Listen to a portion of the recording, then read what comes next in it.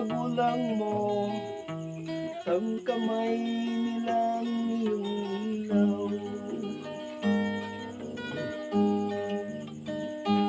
Ang nanay at tatay mo, di malaman ang gagawin, pinamasdan pati pagtulog mo.